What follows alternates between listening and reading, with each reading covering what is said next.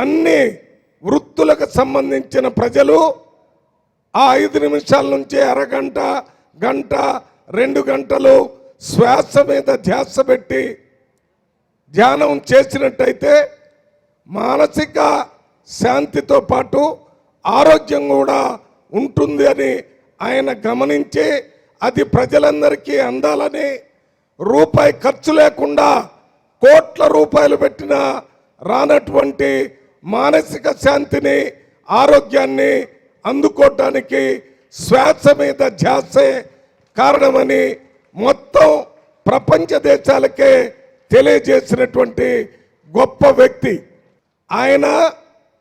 ఈ శ్వాస మీద ధ్యాస చేయటం ద్వారానే జీవితం చాలా సుఖమయంగా ఉంటుంది, సంతోషంగా ఉంటుందని ఆయనంతటా ఆయన గుర్తించిన తరువాతనే ప్రజలందరికీ చెప్పడం జరిగింది.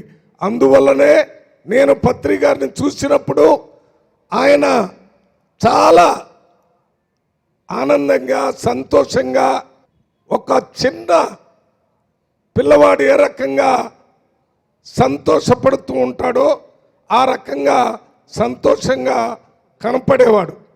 దాన్ని బట్టి చూస్తే ఆయన చేస్తున్నటువంటి శ్వాస మీద ధ్యాస వల్ల ఆ రకమైనటువంటి పరిస్థితి వచ్చినట్టుగా గమనించడం జరిగింది. ఆలోచన విధానాన్ని ఒక వ్యక్తి ప్రజలందరి కోసం తపన పడి ఈ పిరమిడ్లు ఏర్పాటు చేసి భారతదేశంలోనే కాకుండా ప్రపంచ దేశాల్లో దీన్ని అనుసరించే విధంగా చేయటం జరిగింది.